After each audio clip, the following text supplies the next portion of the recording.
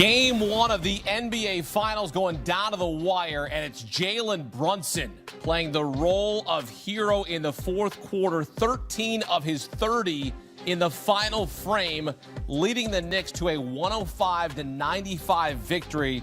They have now won 12 in a row this postseason, the last 7 via double digits. Consider they were down by as many as 14 in the third quarter. Jalen Brunson, OG Anunoby stepping up in the fourth quarter. And consider that Jalen Brunson injured his right knee in the first quarter, then appeared to injure his left ankle in the second quarter.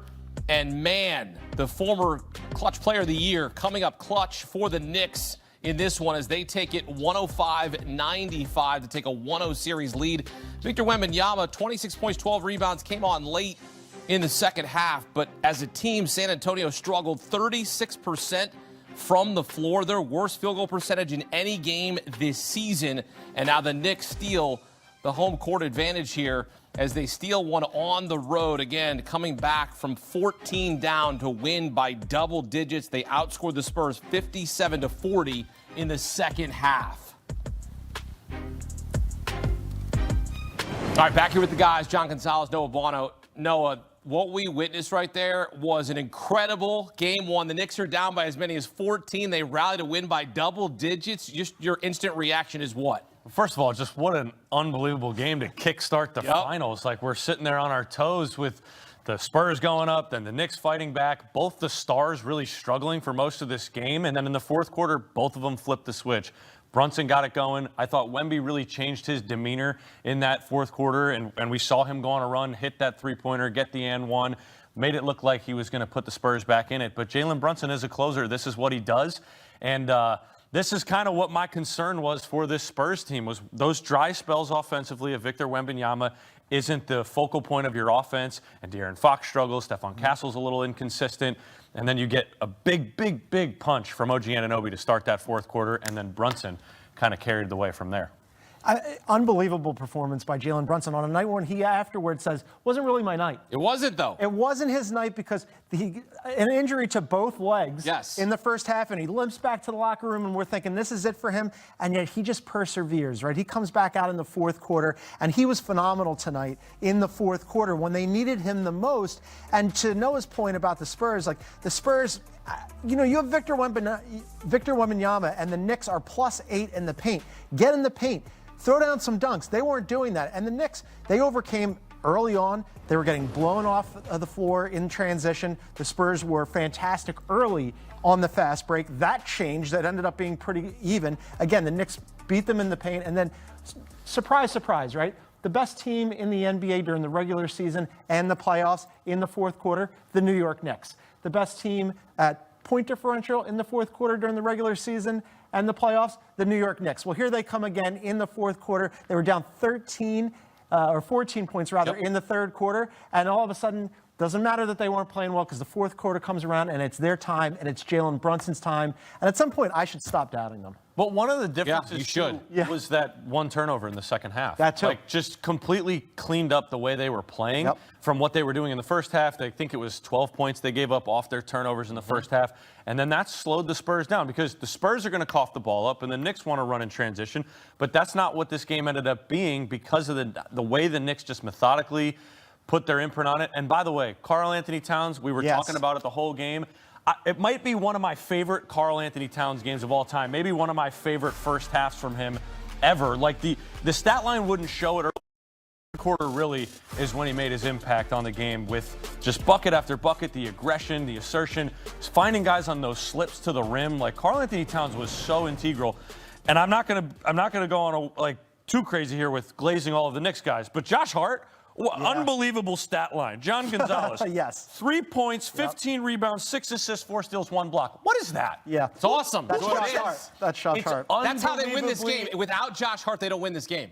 100%. I'm saying, what is that in the sense of just the amalgamation of everything he gave you was so important. It was awesome. All by having 3 points. And he was in foul trouble early. Yeah, and he just 7 comes minutes. back and keeps chipping away and chipping away. And he, you know, this is one of those Josh Hart nights where he couldn't shoot and you didn't want him to, but it's okay because he's doing everything else. You talk about how the Knicks were able to come back. And Jalen Brunson was asked post-game, what was it in that third quarter? You're down by 14. And he said something that they've been saying all season. It's their culture. It's their chemistry. They find a way to win games. We saw that in the Eastern Conference Finals in Game 1. They're down by 22 to the Cavaliers in the fourth quarter. Nobody's going to win that game, right? The Knicks did. The Knicks won this game down 14. I was watching in the green room. I said, hey, if they go down by 15, they're going to lose this game. They only went down by 14, and they won. So I was off the hook. But you know what I'm saying? Like, this Knicks team, and I know it's only one game, kind of showing you how special they are, Noah. Well, I believe in the pregame I said to you both, I refuse to pick against a team that has average margin of victory of 23 points per game this postseason and has rattled off 11 straight wins, now 12. Even though they had the 9 days of rest, I still felt strongly about they came out through the first punch. They had a really slow first half for the most part after that with the two different Jalen Brunson injuries. They really didn't know if he was going to come back in the game. But then the third quarter, they go down 14. Really bad start to the third quarter, too, to be completely honest. And from like around the 6-minute mark of the third quarter throughout the rest of the game, they flipped the switch, and they looked like the team the New York Knicks were in the last 6.5 minutes versus the Cleveland Cavaliers, and the team that's been winning by 23 points per game in this postseason.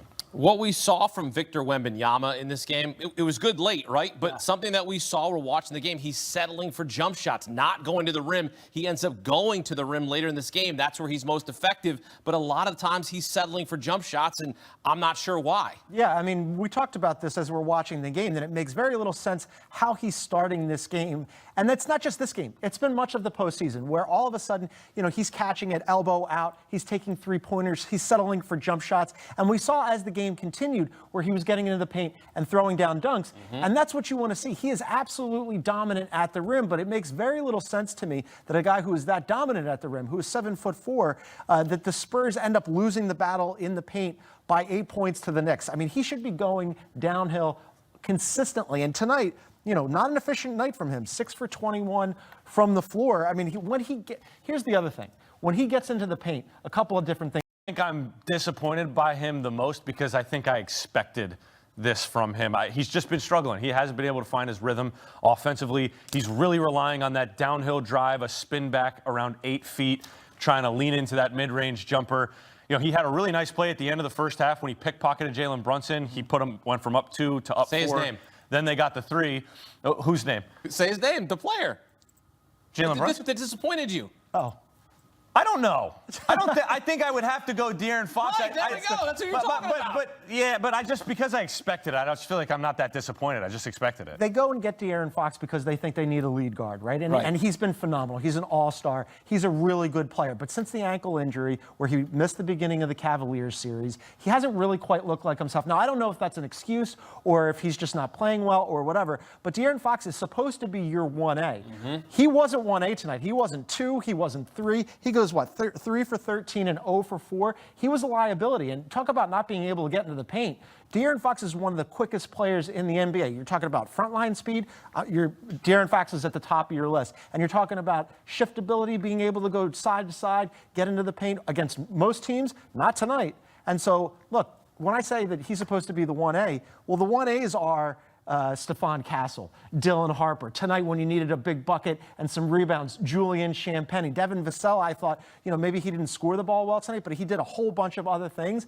We've gone almost through the entire roster, and then we get to De'Aaron Fox in a game 1 at home against the Knicks, who are rolling and who have now won 12 in a row. That's a bad effort from him. I think he's downplaying the injury to a point where that's why I wasn't so convicted that he was a disappointment, because he just hasn't been good for a majority of this postseason. But they need him to win. There's no doubt that they need him, and they need that ball handling and the playmaking, which is why I've been advocating for De'Aaron Fox. Less 8-foot jump shots off a spin pivot back on your drive, and more playmaking for the rest of your team. Can you drive to the paint, collapse 3, kick to Champagnie, kick to Vassell, find corner shooters? He's not doing that. What do you have?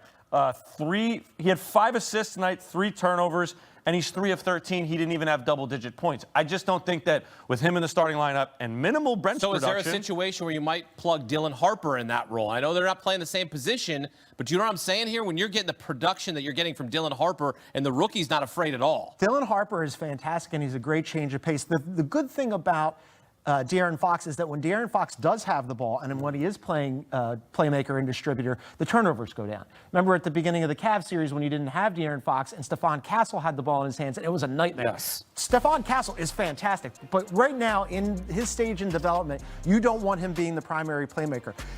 Well, then you go to the bench. Okay, are you really going to elevate Dylan Harper? Because he's essentially your lone bench player right now. Yeah. Mitch Johnson in this game decided we're shrinking the rotation. I mean, he bailed on Keldon and he bailed on Carter. Bailed on basically everybody, decided that everybody not named Dylan Harper was basically going to be a change of pace to just give a couple of minutes rest to all of the main guys. So you're into a six-man rotation now. I don't think that you switch De'Aaron Fox now. In Game 2, what will be Game 2 on Friday in San Antonio of the NBA Finals, I think you just have to do exactly what Noah was saying. Look, we don't need those get into the paint, turn around, step back jumpers that are bad anyway. He's not a great shooter. He's like a 31% three-point shooter as it is. You don't want him taking those, and you don't want him taking those turnarounds in the paint. What you do want him doing is handling the ball because he's really good at that and he's careful. Like, think about him getting downhill in the two-man game that they were running with him and Victor Wembanyama in the Minnesota series. Where is that? Where is the middle ball screen with Wemby at the top of the key, setting it for Fox? Pick a side. You can go down the screen. You can reject the screen, and Wemby rolls to the basket. How many of those did we get tonight? Under 5, under 3 maybe. And I think that with De'Aaron Fox, if the ankle's that hobbled, hey, man, you're a point guard first. I know you're a scoring combo guard, but you're a point guard. Point guards distribute the ball, and I think that he and the Spurs would be served much better if he embraced that as a playmaker. Knicks take a 1-0 series lead, 12 straight wins this postseason, the last 7 coming by double digits. And if you're curious, teams who win Game 1 of the NBA Finals win the NBA title 70% of the time. So odds in the favor of the New York Knicks looking to win their first championship since 1973 and third in franchise history.